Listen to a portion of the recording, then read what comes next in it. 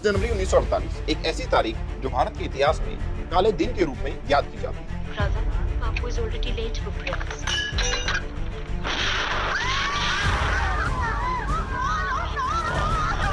जब गांधी जी की मौत की खबर फैली, लोगों ने समझा किसी राक्षस ने ऐसे महान और दयालु व्यक्ति की जान ली होगी। मदन लाल पाहवा ने बिरला हाउस के प्रार्थना सभा में बॉम्ब धमाका करके उन्हें मारने की कोशिश की थी।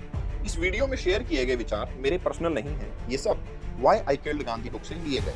30 जनवरी 1948 एक ऐसी तारीख जो भारत के इतिहास में काले दिन के रूप में याद की जाती है। ये घटना न्यू दिल्ली के बिरला हाउस में हुई थी। शाम के 5:17 पे गांधी अपनी रोज की प्रार्थना सभा के लिए जा रहे थे, जैसे वो पिछले कई सालों से करते आ रहे थे। अपने ग्रांड नीस के कंधों का सहारा लेकर चल रहे थे। इसी दौरान एक व्यक्ति जिनका नाम नथुराम विनायक गोडसे था, उनके पास आया।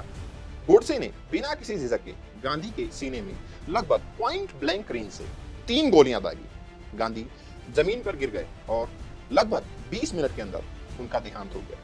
गोडसे ने भागने की बजाय तुरंत पुलिस के सामने समर्पण कर दिया, बिना किसी अफसोस के और एक शांत चेहरे के साथ। लेकिन गांधी जी पर यह पहला हमला नहीं था। इससे पहले 20 जनवरी 1948 को मदन लाल पाहवा ने बिरला हाउस के प्रार्थना सभा में बॉम्ब धमाका करके उन्हें मारने की कोशिश की थी, जो असफल रही। जब गांधी जी की मौत की खबर फैली, लोगों ने समझा कि किसी राक्षस ने ऐसे महान और दयालु व्यक्ति की जान ली होगी, जो शायद पार्टीशन की एट्रोसिटी का विक्टिम रहा होगा। परंतु जब गोडसे का नाम सामने आया, तब पता चला कि वो ना पंजाबी थे, ना बंगाली थे, ना सिंधी थे और ना ही एक शरणार्थी थे। At the famous Red Fort trial in Delhi on November 8, 1948, अपने मुकदमे के दौरान नथुराम गोडसे ने गांधी जी की हत्या के कई कारण दिए, जिसमें उन्होंने गांधी जी के काम को भारत के हित का विरोधी माना। गोडसे के मुताबिक गांधी का 12 जनवरी 1948 का अनशन का ऐलान, जिसमें उन्होंने भारत सरकार पर दबाव डाला कि वो पाकिस्तान को 55 करोड़ रुपए दे, देश के हित के विरोध में था। ये रकम पार्टीशन के दौरान तय हुई फाइनेंशियल सेटलमेंट का हिस्सा थी। जबकि सरदार वल्लभ भाई पटेल का मानना था कि अगर कश्मीर में जलती आग को बुझाना है तो 2 तरीके हैं, या तो वहां पानी डाल दो या फिर फ्यूल की सप्लाई बंद कर दो। इसी वजह से ये रकम रोकी गई थी ताकि वायलेंस को फंडिंग ना हो। लेकिन गांधी जी के 13 जनवरी 1948 के अनशन के कारण ये फंड रिलीज कर दिया गया। पटेल ने इस फैसले पर आपत्ति दिखाई और उसी दिन दिल्ली छोड़ दी। गोडसे का दूसरा सबसे ज्यादा नाराज करने वाला मुद्दा था गांधी जी की धर्मों के बीच सद्भावना को बढ़ावा देने के लिए मंदिरों में कुरान की आयतों का पाठ करवाना, जबकि गांधी जी का उद्देश्य हिंदू और मुस्लिम के बीच एकता को बढ़ावा देना था। गोडसे और उनके समर्थकों ने इसे हिंदू धार्मिक परंपराओं पर थोपने के रूप में देखा। उन्होंने सवाल उठाया कि अगर मंदिरों में कुरान पढ़वाया जा सकता है तो क्या मस्जिदों में भी गीता का पाठ करवाया गया था। गोडसे ने हैदराबाद के मुद्दे पर भी गांधी के रुख को लेकर आलोचना की।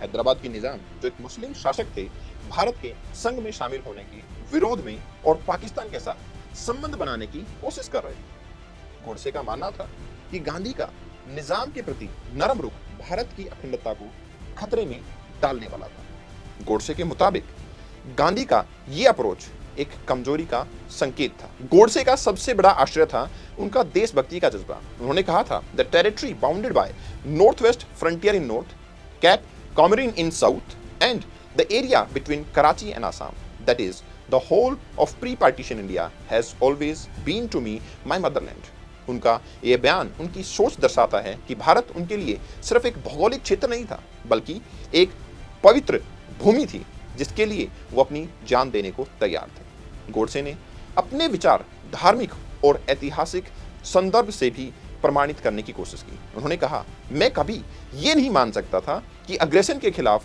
हथियार उठाने वाले प्रतिक्रियाएं गलत हो सकती हैं। मैं इसे अपना धार्मिक और नैतिक फर्ज समझूंगा कि मैंने ऐसे शत्रु का विरोध किया और अगर संभव हो तो शक्ति का प्रयोग करके उसे हरा दिया।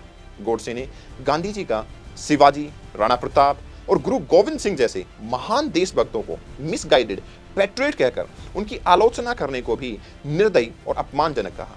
गोडसे का मानना था कि ऐसे महान वीरों की निंदा करना न केवल इतिहास की अवहेलना है, बल्कि गांधी के स्वयं के ईगो को दर्शाता है। गोडसे का कहना था कि महात्मा गांधी के 30 सालों के समय में मंदिरों की अपवित्रता, धर्म परिवर्तन, महिलाओं पर अत्याचार और अंतिम रूप से भारत माता की 1/3 हिस्से का विभाजन हुआ है। उन्होंने इसे गांधी जी के राजनीतिक सिद्धांतों और विचारों की असफलता कहा, जो देश के हित में बिल्कुल नहीं थी।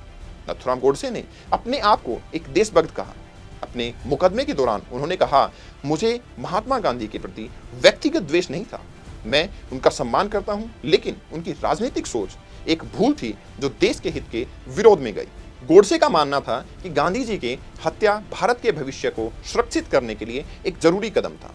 उनका विश्वास था कि इतिहास उनके कदम को समझ पाएगा और भविष्य की पीढ़ियां उनका फैसला सही मानेंगी, और वो भविष्य की पीढ़ियां आप लोग हैं। उन्होंने अपने अपराध की गंभीरता को स्वीकार किया और अंजाम को भी स्वीकार किया। गोडसे ने कभी अफसोस नहीं जताया और कहा कि उनका कदम भारत के हित में ही था। यहाँ तक कि बीजेपी एमपी साध्वी प्रज्ञा ने तो गोडसे को देशभक्त भी बताया है। लंबे मुकदमे के बाद नथुराम गोडसे और उनके साजिश में शामिल नारायण आप्टे को मौत की सजा सुनाई गई।